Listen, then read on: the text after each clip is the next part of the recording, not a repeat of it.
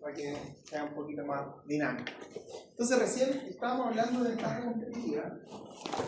Algunos de los libros que tengo una más reseña, pero lo voy a subir al aula, ¿ya?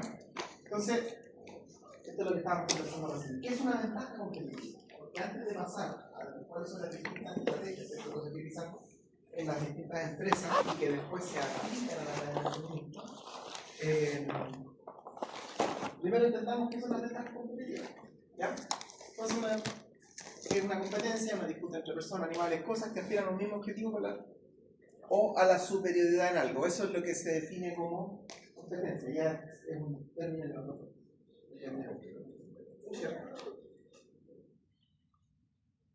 es la fuerza que dispone una sociedad para evolucionar en múltiples aspectos en nuestras vidas, el impulso que nos anima. Ya, esto es harta poesía. Ya, eso no me interesa. Pero desde la perspectiva de la administración de la empresa, hay una persona, un ingeniero, ¿cierto?, que se llama Michael Porter. ¿Lo habían escuchado? No. ¿Sí? ¿Te lo habían escuchado? Sí, es bien conocido en la administración de empresa porque fue el que desarrolló las 5 fuerzas del orden, las 5 fuerzas del mercado, los proveedores, los clientes, los procesos, etc. ¿Ya? Entonces, él aportó mucho todo lo que tiene que ver con la parte administrativa, ¿cierto? Fue quien introdujo el concepto de cadena de valor, ¿cierto?, donde los productos van tomando valor a medida que van pasando por los distintos procesos. ¿Ya? Y es considerado el padre de la estrategia tradicional, el padre de la administración moderna.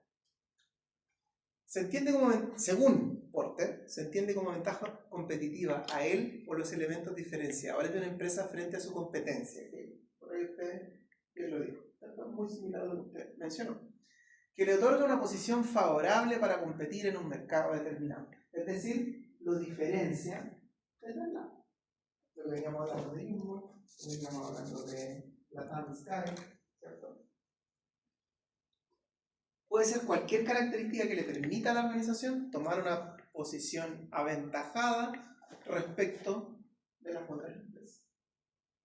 ¿Ya? La organización se beneficia de esa ventaja y obtiene rentabilidad, es decir, cumple con el objetivo, ¿cierto?, de la organización de ser rentable. ¿Por qué? Se utilizan distintas estrategias, ¿cierto? Es siguiendo la premisa de que la organización debe ser rentable. ¿Vale?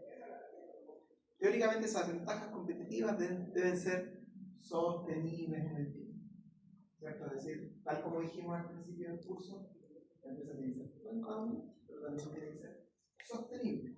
¿Ya? Cuando se conjugan esas dos cosas, ¿cierto?, es una empresa exitosa. Sostenible en el tiempo es idealmente difícil o imposible de copiar. Esto es difícil para la redundancia porque normalmente las estrategias se van copiando. Es bien difícil mantener algo, una estrategia muy en secreto, porque rápidamente los competidores se enteran de cómo opera la organización. Hay hartas formas de enterarse, ¿cierto? Contratar, por ejemplo, gente de la competencia. Imagino que ustedes de repente también les pasan, los llevan de un lado para otro, trabajan en Skype y viene plan y nos ofrece negocio. Pero nosotros somos mercenarios de la plata por cierto que nos cambiamos. ¿Sí o no? 200. Por 200 luquitas, puta, igual me cambio de pega. ¿Sí o no? Hasta por 20 dicen algunos, ¿ves? ¿Y beneficio? Claro, o sea, uno no evalúa solamente el sueldo, sino que uno evalúa beneficios, día libre, seguro horario, seguro complementario, alimentación, bonos de productividad, etc. Uno analiza varias cosas, pero el que está en recursos humanos al otro lado ya sabe eso. Sabe que Sky ofrece esto y yo me voy a traer a ese muchacho porque él tiene la experiencia de plata, sabe cómo lo hace. Eso lo atracto y eso pasa en todas las empresas. Se van, ¿cierto?, levantando a la gente. Con el transcurso del tiempo se agotan porque la competencia las copia, lo que les decía recién. Hay distintas formas de copiarla, pero esa es como la más tradicional. Ahora, estrategias competitivas según Porter. ¿Cuáles son? Es más o menos ofrecen. Mira que aquí yo lo tenía en una diapositiva, pero yo me había olvidado mucho. Costos. Las organizaciones buscan reducir costos en todas las áreas. ¿Para qué? Inclusive en la cadena de suministro, ¿cierto? ¿Para qué? Para estar alineados con su estrategia y ser líder en costos. Ese es un tipo de estrategia. Costos. ¿Ya? Es decir, hay algunos ejemplos. Walmart, JetSmart, The Club, Big Club. Lo conocen, ¿no? Aparte, cuando editar el viejito de la caja. Aparte, ya.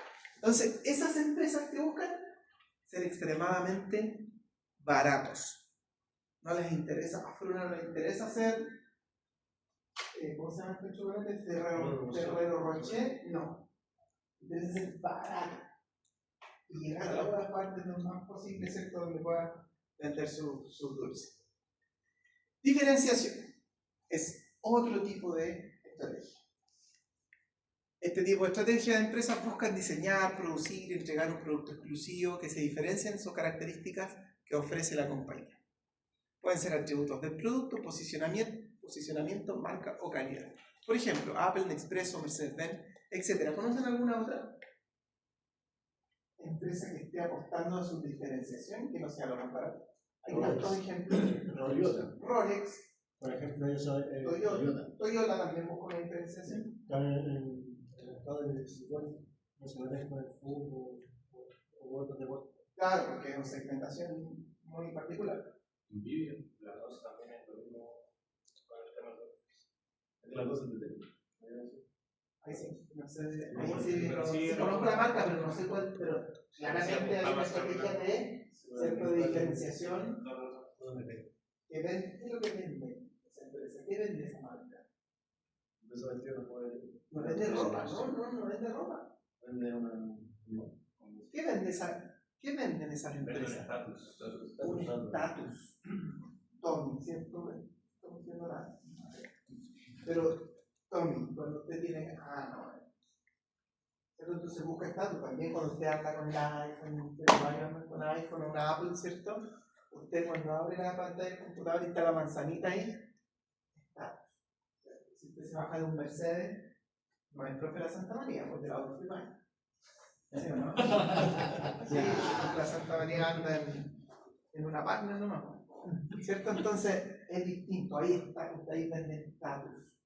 ¿Ya? Pues, o sea, esas empresas buscan, incluso hay una segmentación, si no me equivoco, está más abajo. Segmentación. Lo que decía el Bruno. Segmentación, yo elijo a quién venderle. Usted va a comprar un Rolex, va a comprar un Ferrari, parece. Esta marca es muy exclusiva.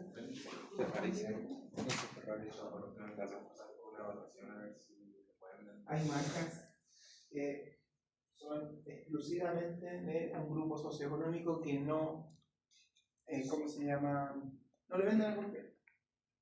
Entonces usted llega así vestido a comprar un Rolls Royce, aunque tenga la plata en el banco, que llegue con la plata ahí en la palma, no me lo van a tirar. ¿Cierto? Porque te califican. Este desfile de clientes no es el que nosotros queremos que ocupe nuestra marca. ¿Cierto? La segmentación es la estrategia que busca centrarse en clientes muy específicos y determinados, nichos particulares, ¿cierto? Según la estratificación de cada cliente. Esa empresa aprovecha el conocimiento, experiencia de mercado determinado y conocimiento profundo. Rolex, Cavamax, Omron, No la he escuchado. ¿Omron? ¿Nunca la he escuchado? Nunca la he escuchado. ¿Omron?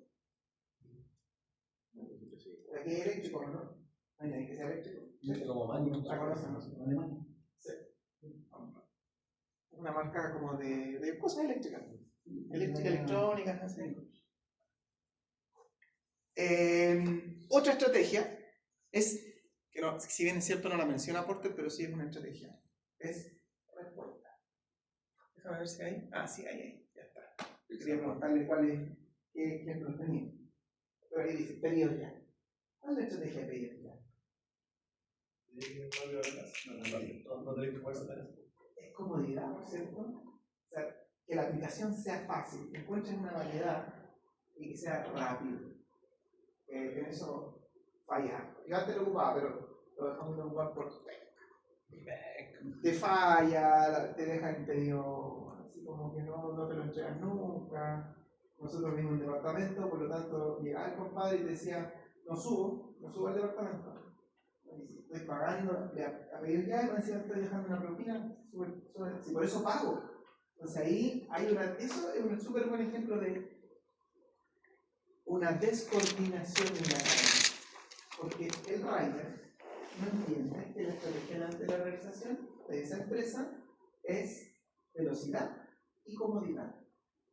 Tú estás dispuesto a pagar, como dijo el compañero acá, como dijimos en los comentarios que hicimos de Mercado Libre, nosotros estamos dispuestos a pagar por la comodidad y por la rapidez. Entonces, si tú, como el último eslabón de la cadena, como el chofer, el motorista, ¿cierto?, que va a buscar el pedido, te lo lleva a la casa y no es capaz de subir 2 pisos o 3 pisos, está afectando la estrategia de la organización. ¿Cachai? Y ahí, ¿qué falta? Falta un compadre que esté pendiente de eso. Ahí falta administración, lo que decía la pregunta no sé cuánto de la prueba. Administración. Porque no se han dado cuenta. Sí, digo. Pero también puede pasar que cuando uno vive en departamento, que muchas veces las consejerías no dejan subir a este tipo de personas. No, pero Ese también influye en lo que usted está diciendo. Siempre y cuando sea por eso. Sí. Pero esto es por flojera, no solo porque claro, hay veces que la consejería por políticas internas tienen prohibido entrar, claro, está prohibido listo, ¿no? Hasta ahí llega. Pero cuando yo me cambio a Uber Eats sí sube. Y sin cambiar los incentivos, siempre dejo una luca. Pedíamos ya una luca de propina. Aparte, no lo que te cobran, o sea, la cuestión del McDonald's, el pedido del Burger King. No, primero porque te cobran el servicio, te cobran igual la tarifa del servicio. Tarifa del servicio, después impuestos, después no sé qué, no sé cuánto, y aparte, una propina. Y no son capaces de subir. Entonces, está totalmente desalineado, o sea, esa persona no está entendiendo que está matando el negocio, porque con eso es donde venden. Y yo lo compré ese repente con mi amigo del fútbol y a él le pasa. Entonces, ese es un ejemplo bien importante de cómo entender, ¿cierto?, en qué parte, en qué negocio, qué es lo que tú estás vendiendo, qué es lo que tu cliente está dispuesto a pagar. Por eso es tan relevante, y vamos a ver más adelante, entender que si ustedes trabajan en mantención, ¿qué es lo que venden? Confiabilidad. Ustedes venden disponibilidad, confiabilidad, que los equipos, ¿cierto?, produzcan el mayor tiempo posible con las menores intervenciones posibles y ojalá que esas horas de servicio que ustedes se comprometieron se cumplan. O sea, lo que menos quiere el cliente, lo que menos yo quiero, es que yo no pueda planificar con la mantención que ustedes hicieron. O sea, si usted me dice, no, la próxima mantención le toca a las 10.000 horas y a las 8.000 horas me falla, si me dijiste a las 10.000 horas. ¿Por qué? Porque yo planifiqué para 10.000 horas. ¿Cierto? Entonces hay que entender muy bien qué le vendemos al cliente. ¿Ya? Respuesta. Aunque no lo menciona Porter, esta estrategia también es adoptada por algunas empresas y se basa principalmente en la flexibilidad. ¿Cierto? Flexibilidad. ¿Qué es flexibilidad? Adaptarse a las necesidades a los cambios de pedido. Que es capaz de aceptar tolerancias también, o brindar tolerancias. Claro.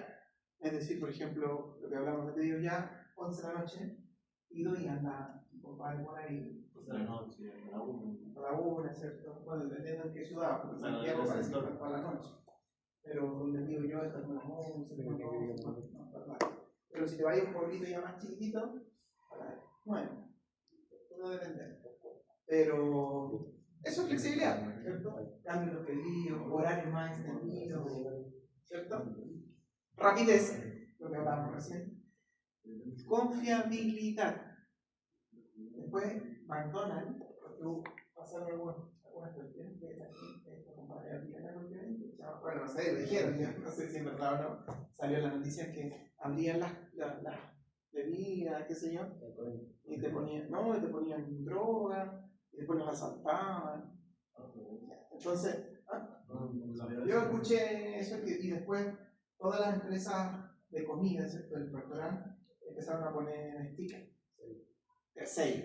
Entonces, Y con la bombilla y la. sí, pues McDonald's empezó a poner unas cuestiones en la avenida para que no se pudiera abrir hasta que era súper difícil abrir y después empezaron a poner un sello en la bolsa de papel. Sí, un sello que. Sí. No, en la bolsa de papel. Ponían un sello. Si este sello está roto, No recibe el producto. Sí, también lo he visto en otros restaurantes de comida rápida. Ya porque también se busca la confiabilidad, ¿cierto? Entonces, oye, ¿me trajo bien este día o no me trajo bien? ¿Se habrá comido unas papas fritas en el camino? No, apúrate ya. Claro, no. Ya, entonces esa es otra de las estrategias. Entonces hay como 4 estrategias más o menos marcadas. Todas las organizaciones se mueven, a veces se mezclan un poquito entre una u otra, ¿ya? Pero todas eligen alguna, ¿ya? Fuentes o tipos de ventajas competitivas. ¿Cuáles son las fuentes de ventaja? Barreras de entrada, los bancos. No podemos juntarnos nosotros todos y nos poner un banco mañana. No. Tenemos un montón de plata, un montón de regulación, un montón de profesionales. ¿Cierto? Es una barrera de entrada muy bien. No hay muchos bancos. Costos de cambio. Esto también es una barrera, ¿cierto? O una fuente de ventaja competitiva. Usted si va en segundo o tercer año de universidad, no se va a cambiar. O ahora va a pensar 2 veces para cambiarse. Aunque no le guste la universidad. Aunque sin cambio, puede tener que convalidar ramos. Y la otra universidad no te va a convalidar todos los ramos, ¿cierto? Entonces es un poquito difícil, ¿cierto? No es como cambiarse de... No, inclusive para cambiar de cambio, el deseo. Para cambiar el internet, el deseo. Tienes que llamar para allá, y tienes que instalarlo y cambiar. Un software, por ejemplo, nosotros en mi empresa utilizamos un software, un ERP, y anda más o menos nomás, bien, bastante mal. Pero es difícil cambiarme porque la gente ya sabe utilizarlo.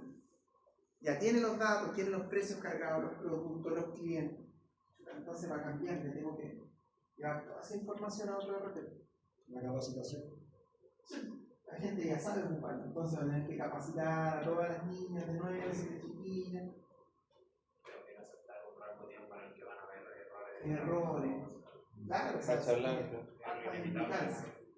claro, entonces, eso cuando tú amarras al cliente de una forma, también es una fuente de ventaja competitiva.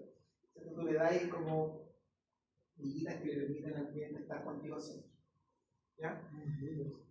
Es una buena estrategia, pero cuando es mesurada, da buenos resultados. ¿Ya? No es amarrar al cliente y decirle, no, yo nunca le voy a dar el manual de mantención.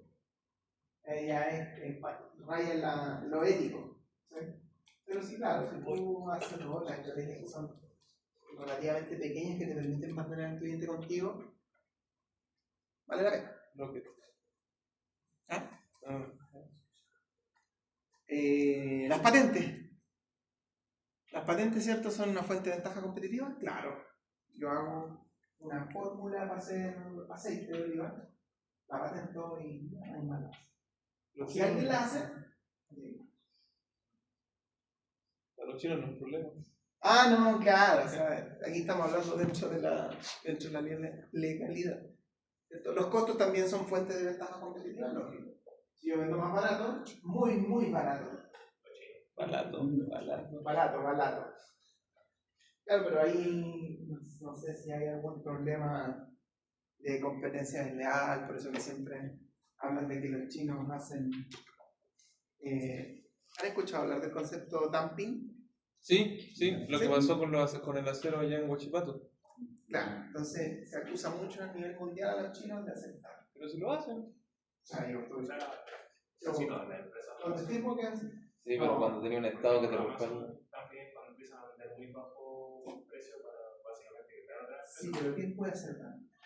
Un fisco. ¿Sabes lo que es dumping? ¿O sabes lo que es dumping? No. Dumping es que, por ejemplo, ustedes venden pizza. ¿Ya? Yo tengo una cadena de pizza muy grande. Ya todos ustedes son una pequeña pizzería.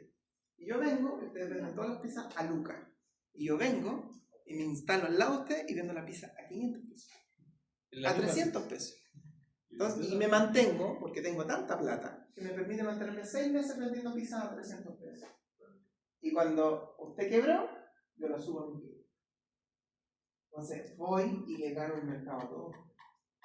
Y después recupero toda la plata porque es una inversión financiera gigante.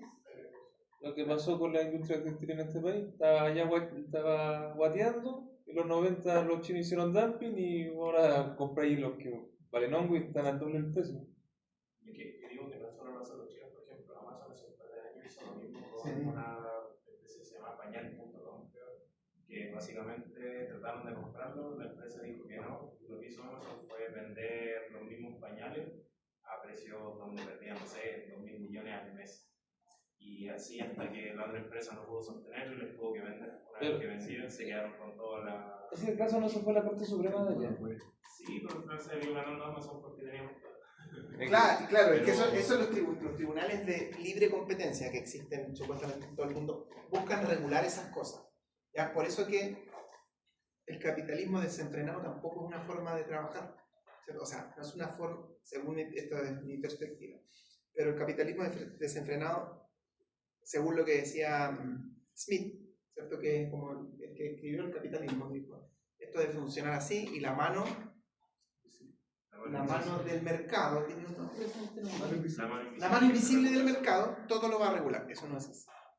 ¿Ya? No lo regula todo y cuando empiezan a existir monopolios, ¿cierto? Eso, el único que puede regularlo es el Estado. Y ahí es donde el Estado tiene que entrar y decir, no, compadre, las reglas del juego son así. La cancha es así y aquí se juega según mis reglas. Entonces, si se dan cuenta ustedes, los países más desarrollados del mundo tienen esa característica, tienen un modelo medio socialista con capitalismo de libre mercado, pero regulado por el Estado, con empresas estatales y con empresas privadas muy bien reguladas. En Estados Unidos pasaba mucho en los años 50 que si tu empresa alcanzaba cierto tamaño tenías que empezar a dividirla para evitar los monopolios. Después quitaron eso en la época Reagan y... Claro, pero hoy día igual existe esos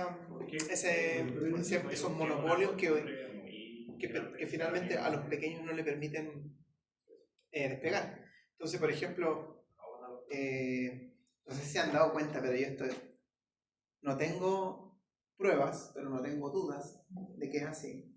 Los malls chinos. El mall chino es empresa que se compra un galpón de 2.000 o 3.000 metros cuadrados, ¿cierto? Y se instalan con una cantidad de stock que tú decís, como es que hay 1.000 millones de pesos fácilmente, es que no hay más. Y una familia, ¿cachai? Siempre están el papá, la china, los hijos, y los tíos y los primos, no sé, una familia. Y viven ahí mismo. O también el restaurante chino también es así. El restaurante chino. Ya, el restaurante chino ya, pues, está ahí 10 millones para montar un restaurante y ya. Pero montar un mall no necesitáis 10 millones, necesitáis 1.000 millones. ¿Cachai? Porque no estamos hablando de 500 metros cuadrados. Estamos hablando de, allá donde vivo yo hicieron un street center. El street center tiene un local que es muy grande, que debe ser fácil 2.000 metros cuadrados, es como un Walmart.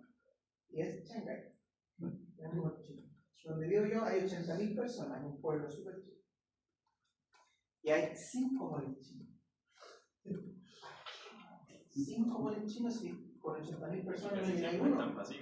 ¿Cachai? Porque de las 80.000 personas no vais todos los días al mall. No todos van a comprar 5 lucas. Y tú vas, y yo he ido a comprar alguna tontera. Y voy, ya hay poca gente. Y llevan, los más antiguos fácil llevan 3 años. ¿Cómo sostienen esa operación? Tráfico de... ¿Cachai? Entonces, por eso les digo, no tengo duda, o sea, no tengo pruebas, pero no tengo duda de que eso está financiado por el Estado. O sea, el Estado dice, mira, vamos a poner un mobiliario, tú lo vas a tener por 5 años, nosotros te vamos a pagar, no te preocupes, te vamos a mandar todas las cuestiones de productos para allá, yo me encargo de pagarle a las empresas, tú vas a pagar un pequeño fee mensual de tus daños. O sea, si les dice 100 lucas, pagáis 10 lucas, le pagáis al Estado. Pero no es chino así. y el resto de caes tú. No es necesario que sea el tipo, por muy comunista, pero igual puede ser una distribuidora china gigante mundial y empieza con lo mismo. Pero va a haber una distribuidora gigante que sea capaz de pagar todas esas marcas distintas con todo. No lo sé. No estoy diciendo que tengo la respuesta. Pero de que es sospechoso, si el bombita es sospechoso. ¿Cierto? Para que haya moles tan grandes que se puedan sostener por mucho tiempo, con márgenes muy pequeños, que además que tú vayas a comprar. Y una cuestión que en el supermercado de 3 lucas, ahí vale 700 pesos. Yo creo que igual cae, por ejemplo, eso en el caballero que estaba hablando antes, que uno va muy chico, la atención de los colores, y uno va con un específico muchas veces y uno va viendo lo que pasa y dice, oye, igual lo necesito, aunque uno en verdad no lo necesita. Entonces quizás igual un poquito de negocio, como de comprar cosas innecesarias. Claro, encontráis de todo, pero si tú lo ves desde la perspectiva empresarial, para tú tener esa variedad necesitas invertir mucha plata. Necesito comprar no sé cuántos, no sé acabó de existir en los chinos, 5.000. Y el terreno que no. Y el espacio, ¿sí? En lugar, como te digo, el Street Center nuevo que recalco, nosotros cotizamos una vez para poner un local nuestro, valía como 2 millones de arriendo, y una cuestión que es nueva, no tenía certeza del flujo de personas, y era un local un cuarto de pasar. Creo que también deben Y en ese mismo mall está, perdón, ese mismo Street Center está el mall que les digo, o sea, ¿cuánto pagan ellos? ¿10 millones de arriendo? Si es que no más. Si es que no han comprado el terreno. Si es que no han comprado el terreno. Ahí ya uno no sabe, pero uno hace ese análisis, tú dices, oye, ¿cómo es esto? Hablando de los autos chinos, ¿cómo funciona esto? Sospechosas, bueno. Ya. Pero bueno, volviendo al tema, las fuentes de ventajas competitivas lógicamente son los precios, y ahí aparecen los autos chinos, la propiedad intelectual, el efecto red, ¿cierto? Facebook, que se va, ¿cierto? Masificando ciertos productos, y el know-how, aprendizaje más experiencia, es decir, cuando usted sabe hacer algo muy bien, es decir, por ejemplo, hay especialistas de minería que solo hay en Chile, ¿cierto? De hecho, yo tengo algunos compañeros que son especialistas en distintas cuestiones, especialistas en rodillos de cinta transportadora. Y el único que sabe cinta transportadora lo llaman de Perú, de Australia, de Canadá, de todos lados, se capacita, pero también presta servicio, y así, de cuestiones súper de minería. De hecho, nosotros, bueno, yo que trabajo en SKF, nuestra parte del área de migración es súper específico, es muy específico. Además, dentro de nosotros mismos tenemos, por ejemplo, la parte de lubricación viejo, que es el único que en Chile que se dedica a los DILUP, que son unos equipos que funcionan según análisis de vibraciones, son súper complejos, que básicamente lubrican según la intensidad de vibración que tenga un equipo. La cosa es que el único viejo que en Chile, que lo mandan de parte SKF literalmente a toda la parte norte donde están las provisiones mineras, se mueve ahí no. Y es el único que está. Entonces nosotros si tenemos un problema tenemos que estarlo llamando y se demora 2 días en llegar porque no se andaba en Arica y tiene que llegar acá. Y eso es muy específico. Exacto. Llega a Perú y todo. Y eso es conocimiento. Y de hecho, ese conocimiento no está, no es que tú tengas que ir a YouTube y encontráis cómo lubricar enrolamientos, no. Hay un conocimiento súper particular y la empresa, ¿cierto? Eso lo hace una fuente de ventaja competitiva y lo tiene ahí, lo guarda y lo protege como lo otro que me he dado cuenta, al menos en la empresa donde yo trabajo, es que, por ejemplo, de hecho, justamente lo bueno que estoy sacando de ingeniería, porque al menos donde yo trabajo, la mayoría, si es que no todos directamente, tienen algún grado elevado de conocimiento, o sea, prácticamente todos son ingenieros, y yo diría que el 30% por lo menos ya tienen, no sé, un magíster o cosas así que ya son como mucho más avanzados. Claro. Y justamente la empresa trata de contratar ese tipo de gente porque SKF no cobra para nada barato, es una de las empresas más caras.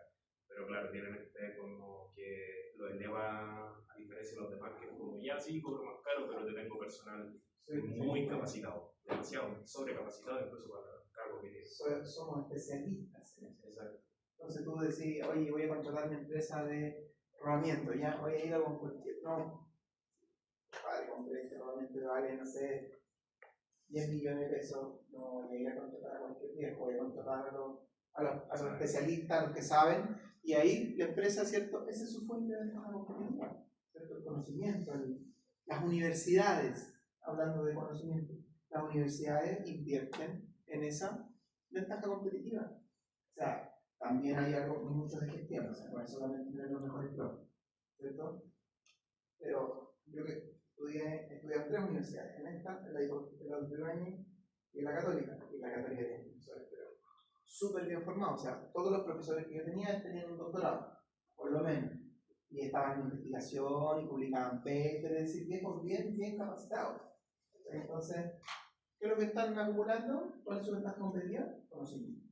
Y luego también sobre las redes que se forman. Por ejemplo, aquí la Federico que tiene la red de salud, donde muchas veces puede encontrar ex compañeros que están trabajando en algún lado, Sí. o en la misma universidad. Por ejemplo, yo que estudié en Tuma, varias veces llegaron de allá de Cocodópter, de la RAM o Airbus, y son contactos que son buenos porque al fin y al cabo cuando salís de la carrera ya casi que tenés un contacto para poder entrar a trabajar, lo cual también te da una ventaja muy grande. La accesibilidad práctica es casi Sí. Sí, de hecho, yo en la práctica me demoré que 3 días en encontrar, como 3 días entre que postulé y me llevaron. Funciona muy bien porque tú decís, oye, de la universidad, por ejemplo, yo cuando con la Policía Criminal, nosotros contratamos un ingeniero alimentos de la Católica, y hay competencias que no están acostumbrados, son de su universidad. Entonces yo a ustedes siempre les digo, ustedes son ingenieros.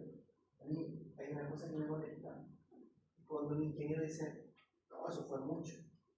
No, el otro día hicimos un poquito de, un poquito es mucho en el sistema de ingeniería. Usted no puede decir, no, échale un poquito de lubricante. O sea, te creo para un técnico que no gusta que se formó, ¿cachai? Ahí en la máquina, bueno, está bien. Pero si usted es ingeniero, no puede hablar con muchos o poquitos. O son 5 ml, o son 2 kilos, o son 5 libras, o son 10 kilómetros. Pero sáquese de su boca, acuérdese el profe Araya algún día, diga, cuando usted va a decir, jefe, como que fue mucho, acuérdese de mí. No hable de muchos o pocos, en ingeniería no se habla de muchos o pocos, se habla de números. De hecho, cuando te van a cuestionar una decisión, justamente lo primero que te preguntan es cuánto le echaste y por qué le echaste. ¿Sí? Es lo primero que te preguntan. ¿Cuánto, cuándo, dónde, por qué, cómo? Pero en ingeniería no existen los poquitos. No, yo le pregunto a la niña esa, ¿cuánto tiempo estuvo esto en cocción? No, tuvo poco tiempo. ¿Y de la sangre? ¿Cuánto es poco? Un ingeniero. Usted tiene que decir todo con números. ¿Ya? Sí, tío. Para entrar, no pretendo mucho en el otro. Barrera de entrada, por ejemplo, barrera de entrada es que esas empresas, para que usted pueda poner otra, o para que otra empresa pueda nacer, tiene barreras muy altas, es decir, por ejemplo, capital, regulaciones, capital humano. Ya, por ejemplo, usted no puede poner una planta nuclear. ¿Entiendes? Los mancheros en este caso tienen esa ventaja, tienen poca barrera, me parece. ¿Cuál es? Sí, los mancheros se ponen en todo China. Claro, claro. La barrera es pequeña porque hay pocas regulaciones. No es tan pequeña en capital, pero ahí es donde se genera esa duda. Qué raro que hay empresas tantas y tan grandes. Entonces ahí de repente sí que... Pero en todo caso, si hablamos de regulaciones, o sea, yo he visto en esos programas que dan después de las noticias, ¿cierto? Y muestran un montón de cuestiones que hacen los chinos. ¿Cierto? Como casi más. No pagan impuestos, no pagan imposiciones a sus trabajadores, no tienen servicios sanitarios, no tienen declaraciones ambientales, no. Hasta un humorista que salía de verdad, decía chingoleta. Sin factura. Sin contrato, o sea, sí, ¿cachai? O sea, se lleva hasta una parodia, ¿cierto? Se burla un poco porque ya es conocido, ¿cierto? Que no está muy bien regulado eso. Y esa última, ¿cierto? Fuente de ventaja competitiva, la logística. ¿Ya? No es lo mismo comprar, como les decía yo, en un carrito de compra de cualquier empresa que comprar por Mercado Libre. Mercado Libre tiene una fuente de ventaja competitiva, claramente. ¿Cierto? Su tiempo de respuesta, su consistencia. Eso es lo que más atrás decía, confiabilidad. Sé que si compro esto y no es lo que yo esperaba, lo puedo devolver. Entonces Mercado Libre te lo va a pasar a retirar y te va a meter la plata, ¿cierto? Entonces, eso también es una fuente de ventaja competitiva. Entonces, ¿cómo diseñamos? Esta es la pregunta más importante, yo creo, del curso, visto lo anterior, ¿cierto? Todo lo que hemos visto y lo que vamos a ver ahora. Esta pregunta la dejo como en la mitad para que nos vamos preguntando cómo diseñamos una cadena de suministro para competir. Eso es lo importante, ¿cierto? ¿De qué forma? ¿Y a qué nos referimos con diseñar? Voy a tener un proveedor, voy a tener dos proveedores, voy a tener stock en la casa del proveedor, voy a tener stock en mi bodega, voy a utilizar aviones, voy a utilizar barcos, voy a utilizar transporte terrestre. ¿Cuánto stock voy a tener? ¿Cómo voy a distribuir? ¿Voy a distribuir con mis propios camiones o voy a subcontratar? ¿Cuánto stock de ese producto voy a tener?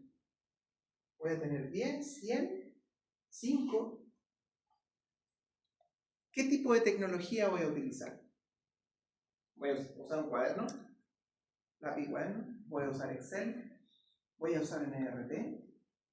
¿Cómo voy a predecir la demanda? ¿Voy a tener un software en cada uno de los distribuidores?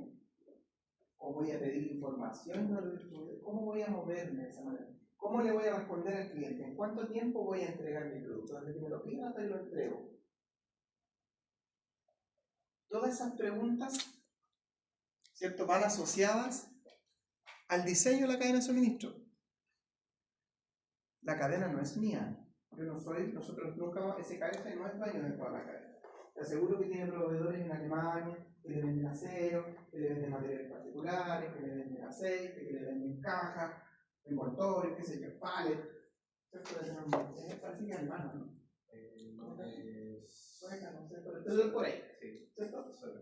Ya. Pero estoy seguro que esa empresa tiene proveedores. Sí, no, por todos lados. Es una cadena muy grande. ¿Cierto? Ya, pues SKF no es dueño de toda la cadena. Pero estoy seguro que sí tienen estas preguntas que ya acabo de hacer resueltas. Entonces ellos dicen, vamos a tener tanto stock en Chile, porque a lo mejor no es lo mismo stock en Chile que stock en Brasil, o en Argentina, Bolivia. o en Bolivia. No sé qué es lo que hay en Bolivia, parece que hay litio. ¿No? Litio y plata en Potosí. Pero no son los mismos, no estamos hablando de las mismas magnitudes, ¿cierto? O sea, Chile es un país top en ingeniería, en minería, ¿cierto? A diferencia de otros países, ¿cierto? Entonces, la estrategia de SKF y de otras empresas que abastecen la minería no es la misma para Chile y para Venezuela, ¿cierto? Y las empresas que abastecen a las petroleras tampoco es la misma, ¿cierto? Nosotros producimos el 0,1% del petróleo que consumimos. Entonces, ¿a quién las petroleras no interesan? Lo otro que también me he dado cuenta, hermano, las empresas de minería en general como que están tan interconectadas dentro de la misma empresa con las diferentes, por ejemplo, divisiones, que muchas veces si necesito un repuesto acá que no lo tengo, pero no sé, por ejemplo, estoy trabajando, no sé, acá en Tierra Amarilla, creo que se llama, que está cerca de Santiago, pero tienen repuesto, no sé, en Calama, puedo hablar con la misma empresa para ver si me pueden prestar ese repuesto para poder utilizarlo acá y después devolverlo. Claro. Y la otra parte como de la cadena logística que tienen que funciona súper bien en ese caso. Claro, en ese caso hay una decisión también de la cadena de suministro que tiene que ver con la tecnología que utiliza. Porque tú no podrías saber qué repuesto está en la bodega de la negra, ¿cierto? Si no tienen el software construido. O sea, tendría que llamar al bodeguero de la tecnología en función. Entonces también es una decisión de cadena de suministro. Y también saber cuántos tendrían que haber en Chile, cuántas unidades de ese producto. ¿Ya? Entonces todo eso, todas esas decisiones que se producen en esa cadena, como hablábamos recién de la empresa particular suya, definen cuál es la estrategia de la cadena de suministro. Y esa estrategia o esas decisiones para diseñar esa cadena tienen que estar alineadas, ¿cierto?, con mi estrategia de empresa. Líder en costo, diferenciación, segmentación, velocidad de respuesta. ¿Ya? ¿Se entiende más o menos de lo que hablamos? El global, estrategia, ventaja competitiva, alineación, cadena de suministro. ¿Sí? Ahora, no es fácil, por supuesto, determinar cuáles son las mejores decisiones, ¿cierto? Se gasta mucho tiempo y dinero en eso. Y hay empresas grandes como la que trabaja en su nombre, Bastián, como donde trabaja el Bastián, y yo, bueno, varios de ustedes trabajan en empresas grandes, donde a veces hay un gerente de cadena de suministro. ¿Ya? Porque es una cuestión importante, o sea, la cadena de suministro mueve mucha plata. Nosotros cuando tenemos un producto, el 20% del dinero que invertimos para poner ese producto a disposición del cliente, el 20% se va en cadena de suministro. Si es que no más. ¿Ya? La logística y la cadena de suministro son decisiones estratégicas que impactan directamente a la competitividad, que tiene que ver con lo de arriba, ¿cierto? Ahí les dejo ese monito, ¿cierto? Para que siempre nos acordemos de qué estamos hablando cuando hablamos de cadena de suministro. Es muy parecido al otro, pero este es como 3D, ¿cierto? Es lo mismo que vimos en la pregunta del esquema, pero este se ve como así con avioncitos, con fábricas chiquititas. ¿Ya? ¿Dónde?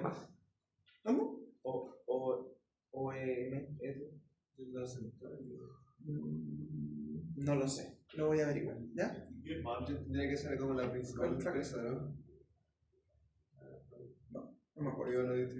No me acuerdo. Pero lo averiguo, ¿ya? Voy a averiguar qué es lo que es MS.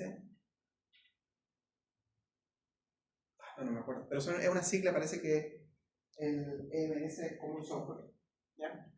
El OEX no me acuerdo, del VAR tampoco, ¿ya? Pero lo averiguo y se los traigo, me lo llevo de tarea para casa. Gestión de componentes, subcontratación del montaje, configuración del paquetado. Bueno, este es un ejemplo particular, ¿ya? Pero lo que les quería mostrar con esa imagen es más o menos lo mismo que había en el otro, pero mejor gráfica. ¿Ya? Bien. Ahora vamos a ver la diapositiva y ahora sí debería ir haciéndonos más sentido lo que estábamos hablando recién, al principio de la clase.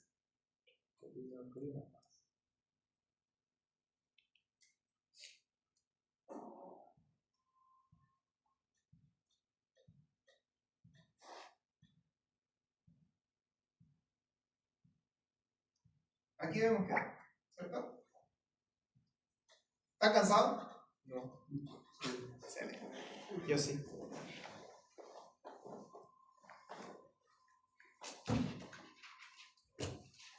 La próxima clase sí vamos a hacer.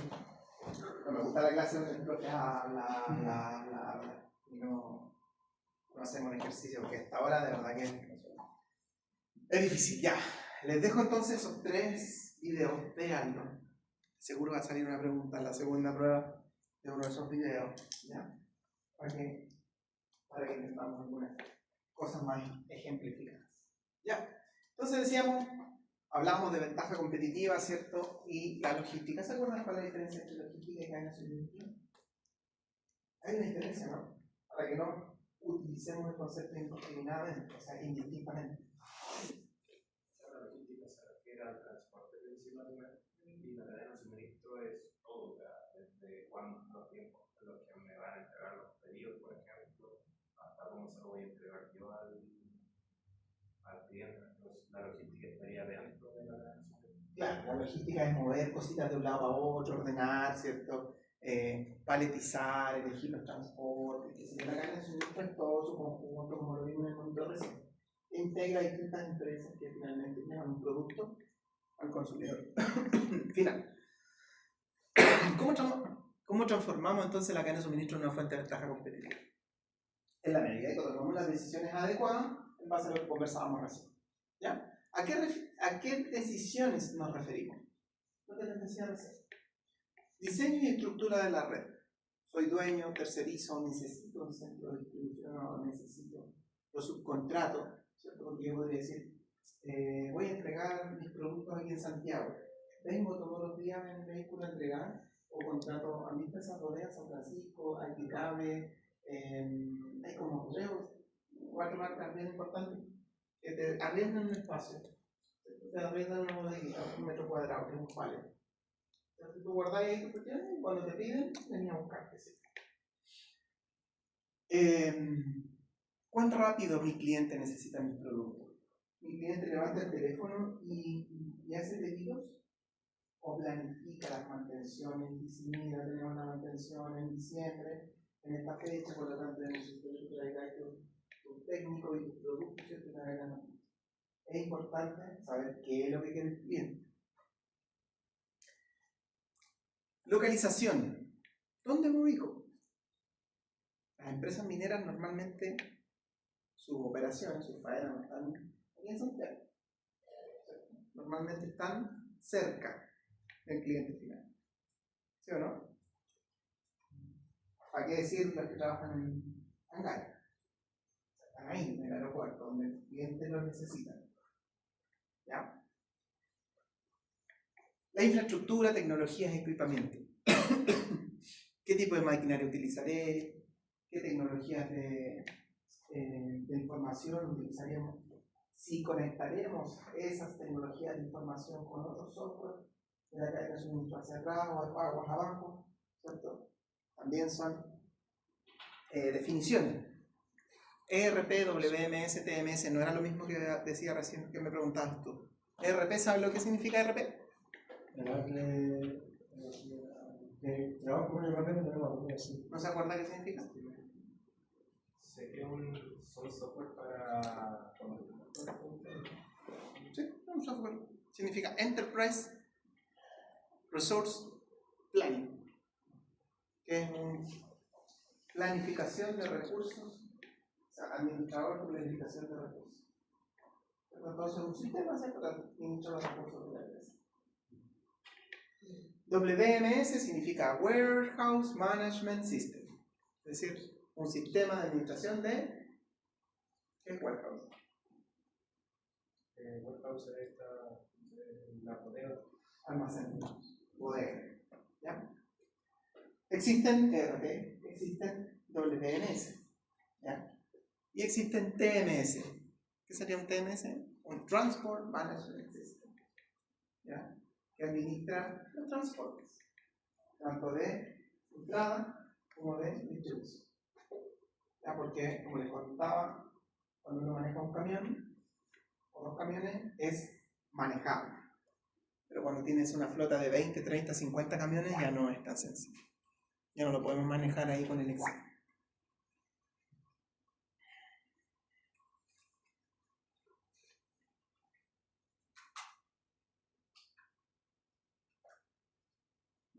Capacidades.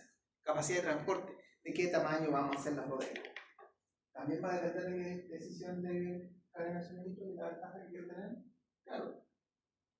Porque si yo digo, quiero responderle rápido al cliente, voy a hacer una bodega más grande para que va a poder almacenar mayor cantidad, ¿cierto? Y no tener quiebres de stock.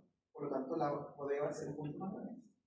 Ahora, si no me interesa eso y digo, mi cliente me va a pedir y yo tengo un tiempo de respuesta de 2 días de mi proveedor, por lo tanto, alcanzo. Y le digo a mi cliente que ese es mi tiempo de respuesta. No tengo bodega, ¿cierto? Entonces también es relevante. Dimensiones de las instalaciones y del transporte. ¿Voy a tener un vehículo chico, un partner? ¿O voy a tener un camión personal? Depende de lo que vaya a llevar, depende de varias cosas, ¿cierto? Aprovisionamiento y producción e inventario. ¿Cómo aprovisionar? ¿Qué es aprovisionar?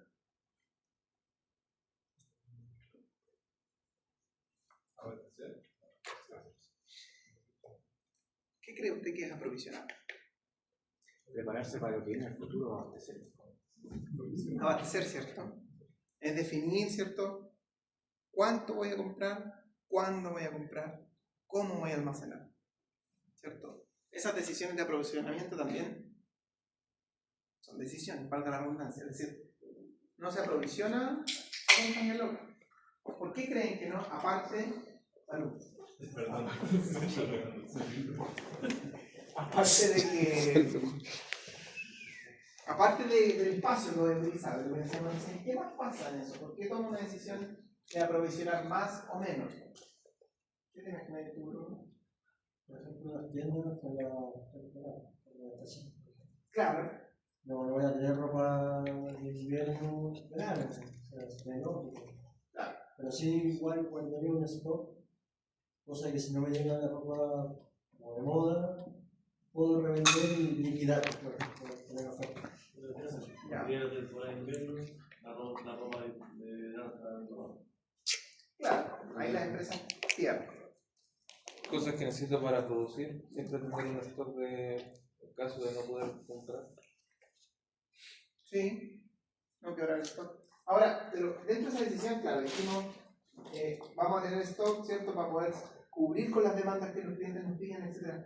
Pero también hay una fuente fundamental para tomar esa decisión si tenemos más o menos stock.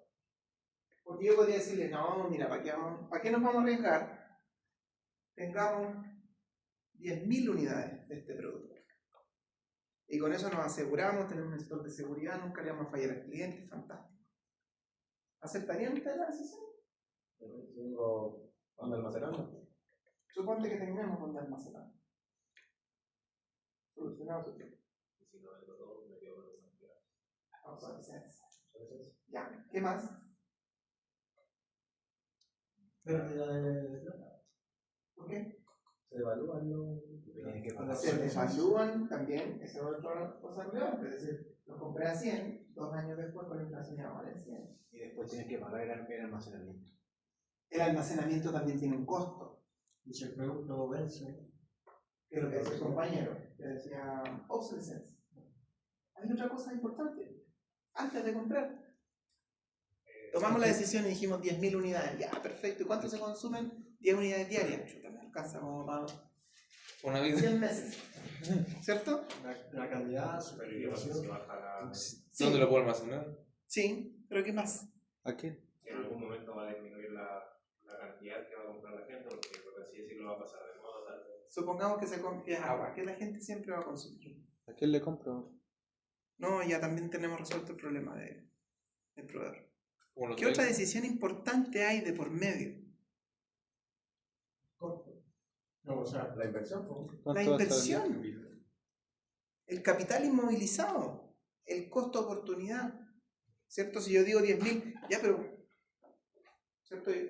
Uno de ustedes somos todos socios, al tiro levanta la mano, ya, pero ¿de cuánto estamos hablando? ¿Cuál es la inversión? Estoy de acuerdo contigo, perfecto, mira, vamos a tener a todos los clientes contentos, nunca vamos a quebrar el stock, la gente siempre consume, te aseguro, es bajo riesgo operacional, porque no se vence, porque no se quiebra, hay un consumo súper constante. Pero voy a tener que invertir ¿cuánto? 100 millones. ¿Cuánto voy a tener de retorno? Chute, ¿por qué en vez de claro, eso es un análisis económico, pero esos 100 millones los voy a recuperar en 100 meses? No me conviene. ¿Por qué no compramos mejor en vez de 100.000 unidades? Compramos 1.000 nomás. Si la demanda es de 500, nos alcanza para 2 ciclos. Supongamos que son 500 mensuales. Hasta 500 compraría nomás. 500 todos los meses, pues. ¿Sí o no? También entonces es una decisión súper relevante, es decir, ¿cuánto voy a invertir? ¿Ya? Con eso también vamos diseñando la cadena, porque recuerden que la productividad y todo lo que tengamos y todo el análisis económico también depende del capital. ¿Ya? El capital no se consigue así debajo del fondo. ¿Ya? El capital tiene un costo. Cuando usted va al banco, el banco le dice, yo le presto 100 millones. Yo le voy a cobrar. Costo total del crédito, 120. ¿Cierto? Entonces no es llegar y ponerse a invertir, ¿cierto?, en capital como loco, o sea, en cualquier cosa como loco. Aprovisionamiento, ¿cierto? Producción, inventario, vamos a determinar qué vamos a tener y cuánto vamos a tener de eso. Relación con proveedor y cliente, es decir, ¿hasta dónde voy a llegar? Vamos a decidir si nosotros vamos a atender al consumidor final o si nosotros le vamos a vender a un distribuidor solamente.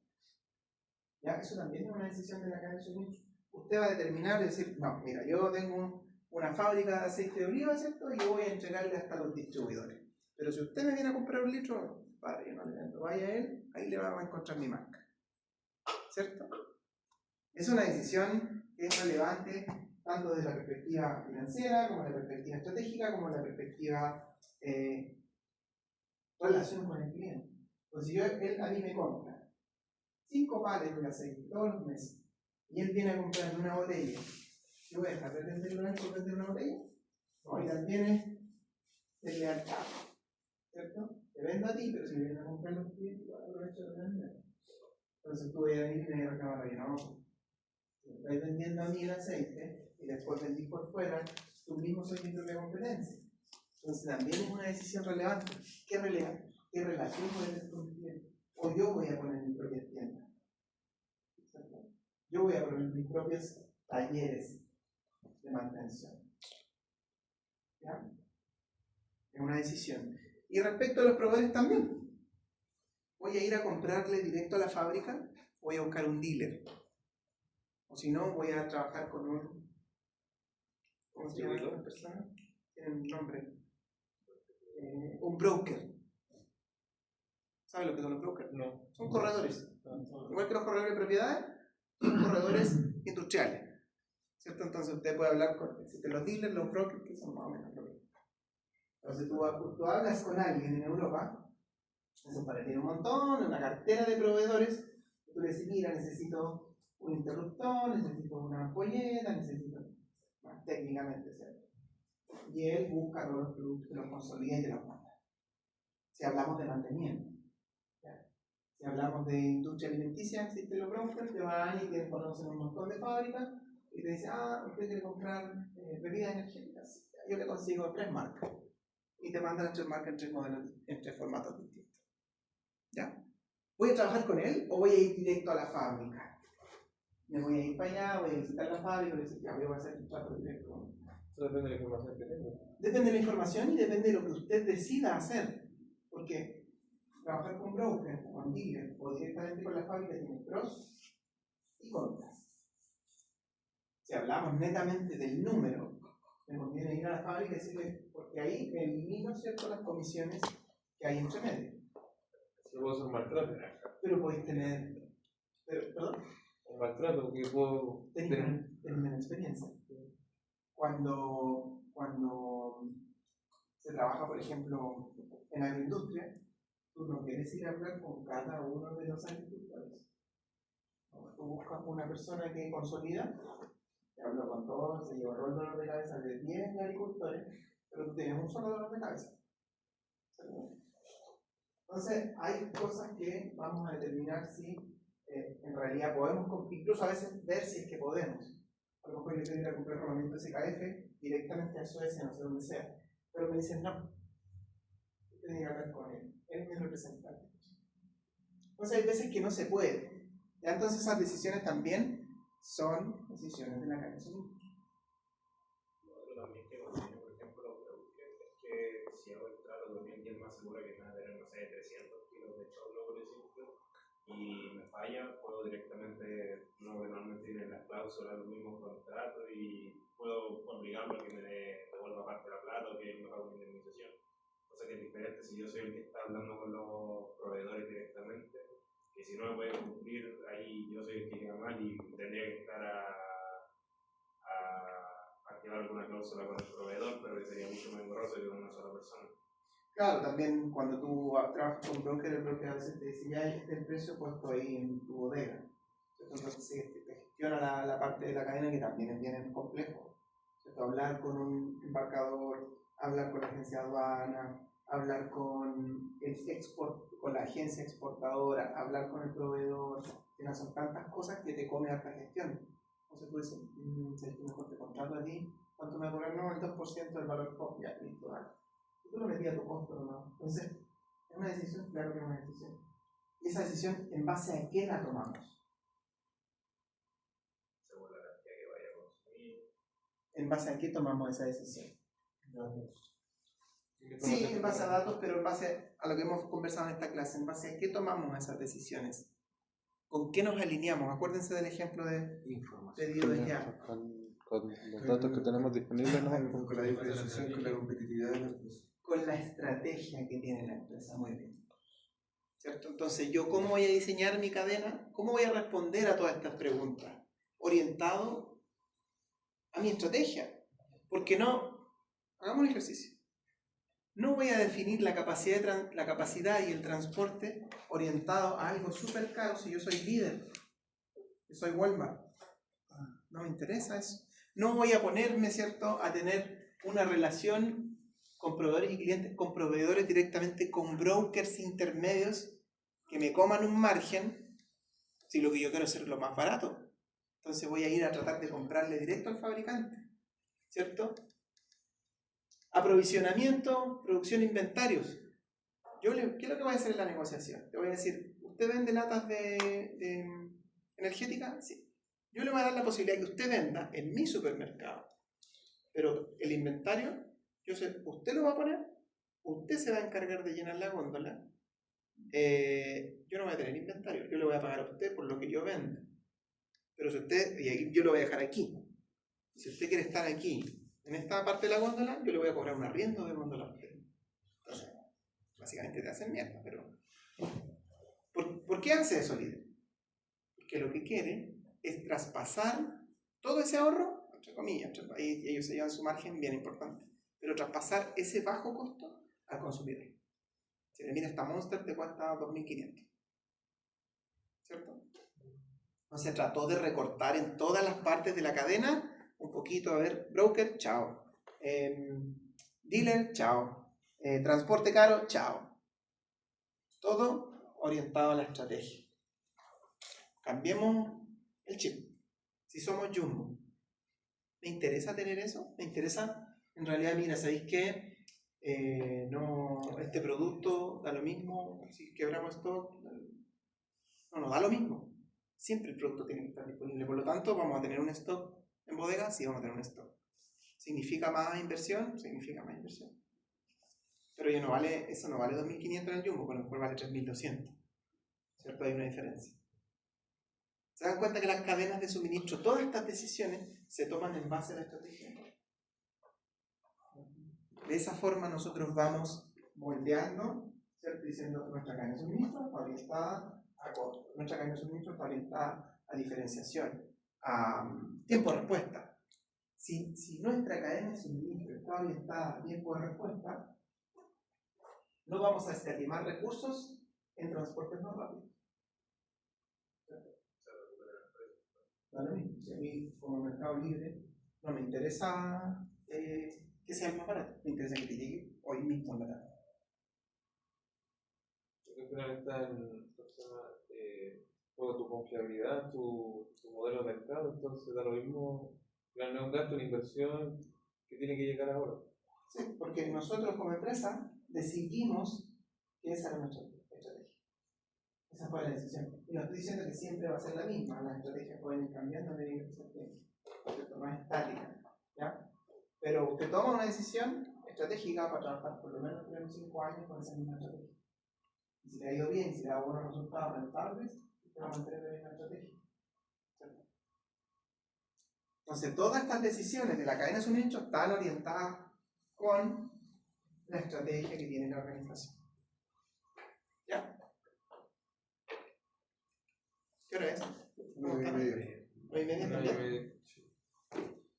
Ya, démosle un ratito más y vamos a bajar la clase para que ya no puede más el impacto. Análisis de la decisión, entender al cliente. Bueno, esto es muy importante. Y hay muchas empresas que lo hacen así. ¿Cómo entienden al cliente? Recopilando datos directamente. Parece que les mencioné el caso de Toyota. Toyota a los concesionarios le entrega el software. O sea, no se preocupe, usted vende mis autos, pero va a trabajar con este software. Yo le doy la concesión a usted, pero usted trabaja con este software. ¿Y para qué le servía eso a Toyota? Para capturar el dato inmediatamente. Se vendía el auto a la 1 de la tarde, a la 1 con 1 minuto, Toyota ya tenía la información del auto que se había vendido. En color, el lugar, el tipo motor, el tipo de... Toda la información relativa a ese auto. ¿Ya? ¿Saben? ¿Se imaginan que otra empresa necesita esa velocidad de respuesta? ¿Qué empresa necesita tener una velocidad de respuesta muy rápida? Rápida en el sentido de que la cadena de suministro es larga, ¿cierto? Pero si tomo malas decisiones en el camino, me puedo quedar con inventarios grandes.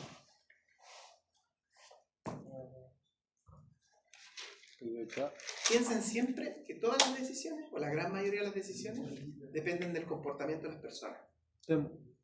O sea, los retailers para ver,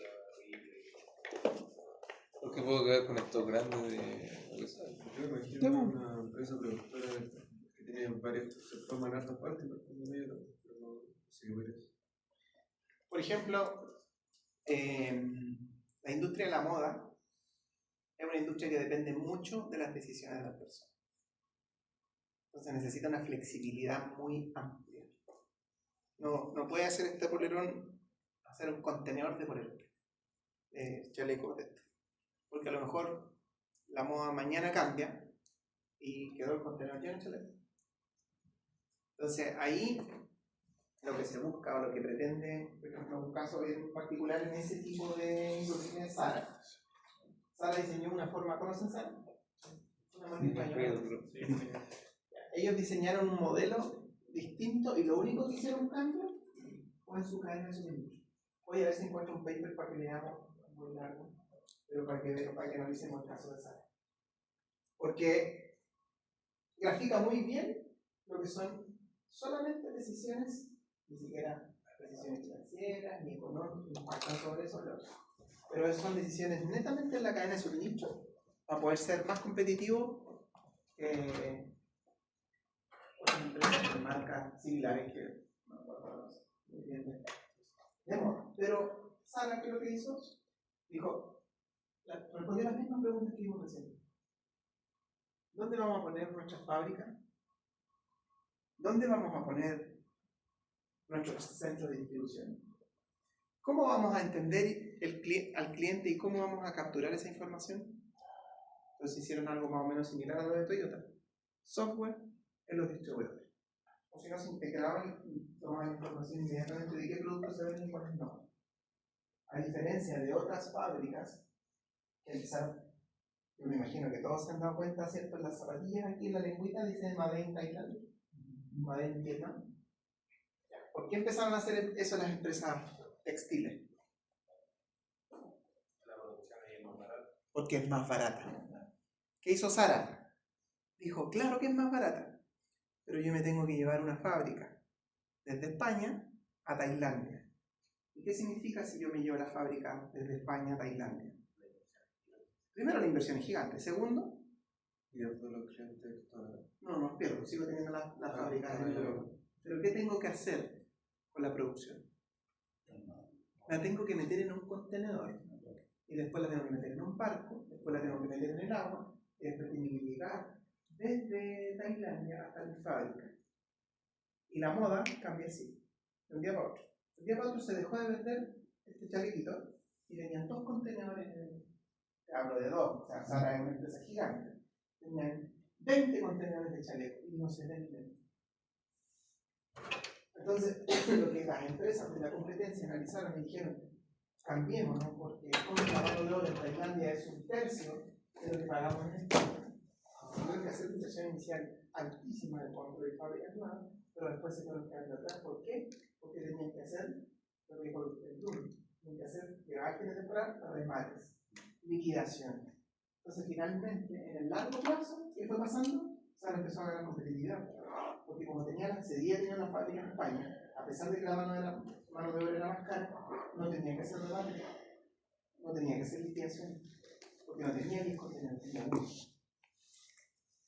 Entonces, y eso es una decisión netamente de la cadena. No aumentaron su productividad, no cambiaron los materiales por materiales ultra hiper porque te cuesta barato, no.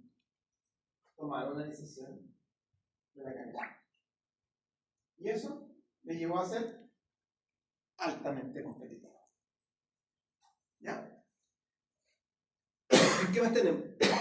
¿Qué más tenemos? El cliente, eso es otra cosa importante, respecto de lo que decíamos. Cuando nosotros conocemos a nuestro cliente, no significa necesariamente que conocemos a nuestro consumidor. Hay veces que nosotros tenemos un cliente y el consumidor está un pasito más abajo. ¿Ya? Es necesario entender al cliente y al consumidor.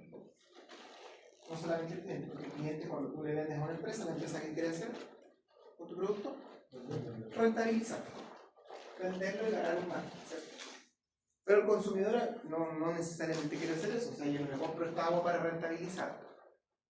Yo la compro para poder hacer la clase, para estar hidratado, para que no me dé sueño, un montón de otros motivos que no son económicos. ¿Ya? Entonces, por eso que las empresas va a ser siempre relevante que entiendan al consumidor final, así como también a su cliente. O sea, que no es lo mismo. Bueno. Entender la cadena y sus drivers, es decir, cómo se mueve la cadena, qué cosas son importantes determinar. ¿Ya? Y más abajito hay un monito que nos va a quedar re claro cuáles son los drivers de la cadena de suministro. Adaptarse, adecuarse estratégicamente a clientes, consumidores y agentes de la cadena, que es más o menos los que están en el punto 1 y 2. ¿Ya? Y medir. Con todo, como dijo el programa, medir. Tenemos que medir y buscar, ¿cierto?, esos indicadores que sean adecuados para poder gestionar la cadena de suministro. ¿Qué medir? ¿Qué medir es lo importante?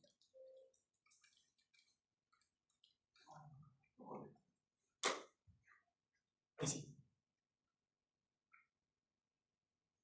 ¿Qué les dije? Depende, ¿cierto? No siempre somos iguales. ¿Cómo nos acercamos al consumidor? Compartiendo información, buscando información, recolectando información, ¿cierto?, del eslabón más cercano al consumidor. ¿Ya? ¿Cómo nos alineamos con la cadena? Toda la cadena debe estar orientada al consumidor final, lógicamente, y orientada a la estrategia de la empresa. ¿Ya? ¿Cómo sincronizamos la cadena? A través de la comunicación y compartiendo datos y métricas. Mismo ejemplo que les daba de Toyota, mismo ejemplo de Zara. Tener sistemas de comunicación que puedan conversar.